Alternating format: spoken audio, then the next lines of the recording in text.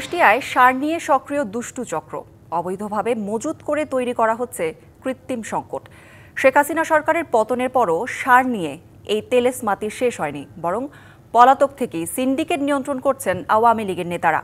এই ফাঁদে পড়ে ক্ষতির মুখে পড়াচ্ছেন সাধারণ কৃষক। দুর্বল নজরদারি আর অনিয়মের কারণেই সার সিন্ডিকেটের এমন দৌরাত্ম্য বলে অভিযোগ তাদের। কুষ্টিয়া প্রতিনিধি সাজ্জাদ রানার অনুসন্ধানী প্রতিবেদন। আমি বলি আমি ভালোবাসে দিচ্ছি, আপনি আসলে 95% বিসিআইসি নিয়ন্ত্রণ করে।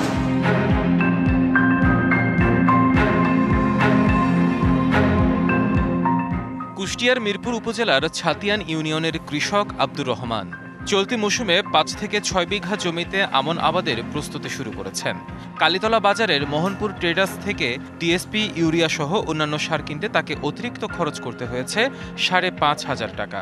এখন মানে বস্তা প্রতি 5,000 টাকা, সারের টাকা বেশি লাগলো। ডিএপি, ঢ্যাপ, ফসফেট আর ইউরিয়া আর পটাশ, এতে 3 বারের লাগতে তার 15,000 টাকা বেশি লাগবে।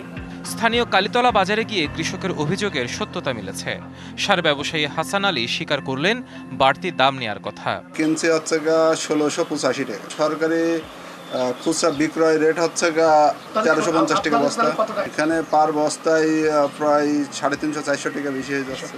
ছাতিয়ান ইউনিয়নে বিসিআইসি সারের ডিলারশিপ শিল্পপতি বশির উদ্দিনের নামে হলেও অভিযোগ আছে ডিমান্ড অর্ডার বা ডিও বেচাকেনা করেন তার ভাগ্নে। ডিলার বশির আহমেদ, এখানে তার তো দায়িত্ব ছাতিয়ান ইউনিয়ন। এই জায়গায় আমাদেরও সমস্যা, আমরা তো টাকা কাটছে বেশি, 10 টাকা কেজি, মানে আমরা 10 টাকা বেশি কিনছি, আমরা তো 10 টাকা কমে করতাম, আমরা তো 1 টাকা লাভ করবই। তখন আমি এভাবে চলছে, সবাই চলছে, খোলামেলা দেখছি।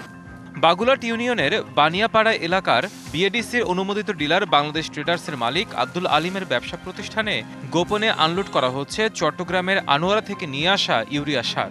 অথচ ওয়ালটন এখন দেশের সীমানা পেরিয়ে পৌঁছে গিয়েছে 50টিরও বেশি দেশে। ওয়ালটন, ঘরে ঘরে বিশ্বজুড়ে।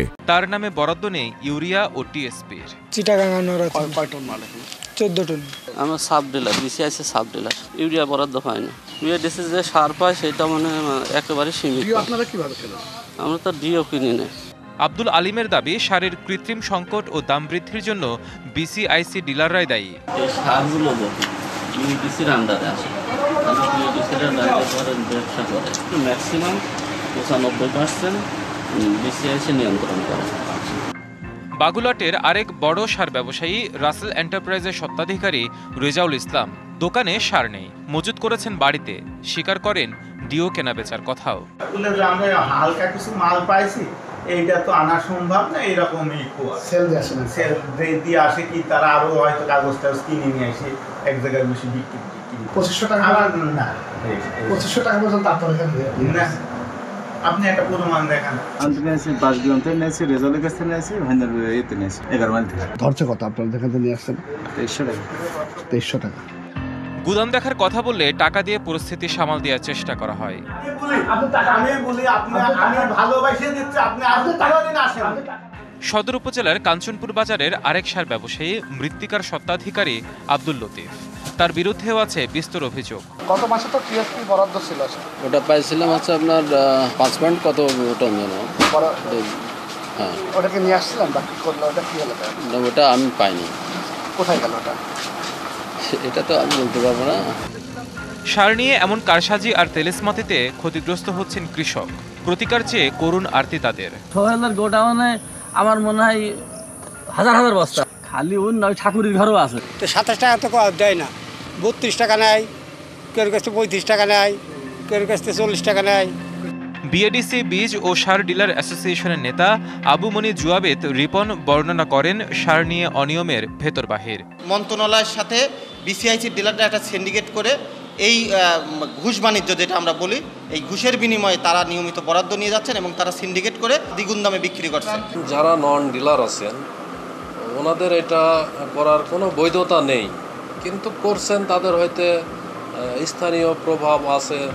এক জেলার সার অন্য জেলায় যাওয়ার কোনো সুযোগ না থাকলেও এ ধরনের ঘটনা বাড়ছে। সেটি বরিশাল থেকে একটা সার এসেছিল মিরপুরে। তো যেহেতু সার সংক্রান্ত যে প্রচলিত আইন কানুন সে অনুযায়ী সেটা অবৈধ ছিল, তো সেটি অবৈধ ঘোষণা করা হয়েছিল এবং নিয়ম অনুযায়ী সেটি নিলামে বিক্রি করে সরকারি কোষাগারে টাকা জমা দেয়। সার নিয়ে অনিয়মের অভিযোগে কথা বলেন সরকারি 2 কর্মকর্তা। আমরা যতটুকু তদারকি করার দরকার করতেছি এবং তারা সার উত্তোলনের পরপর আমরা রিপোর্টটা দিয়ে দিই সমস্ত কৃষি অফিসে এবং ডিএইকে যে এই আজকে এত টন সার অমুক অমুক ডিলার নিয়ে গেছে। এই অভিযোগ যদি আমাদের কাছে থাকে এবং সেটা যদি প্রমাণ পাওয়া যায় তাহলে আমরা তাদের বিরুদ্ধে বরাদ্দ বন্ধ সহ বা তার যে কোনো ব্যবস্থা আমরা মানে আইনিত যে ব্যবস্থাটা সেটা নিয়ে থাকি। সার সিন্ডিকেটের কবল থেকে কৃষককে রক্ষা করার দাবি সচেতন নাগরিক কমিটির। যদি এই সিন্ডিকেটের ব্যাপারে সঠিক পদক্ষেপ নেওয়া যায় এবং শক্তিশালী পদক্ষেপ, শুধু মুখে বা কাগজে কলমে না, তাহলে কৃষক কিন্তু তার সঠিক দামে সার কিনতে পারবে। অনুসন্ধানে নেমে দেখা গেছে পালিয়ে গিয়েও সারের সিন্ডিকেট চালাচ্ছেন আওয়ামী লীগের নেতারা। এই চক্রে আছেন বিএনপি ও অন্যান্য দলের প্রভাবশালীরাও। DBC news desk.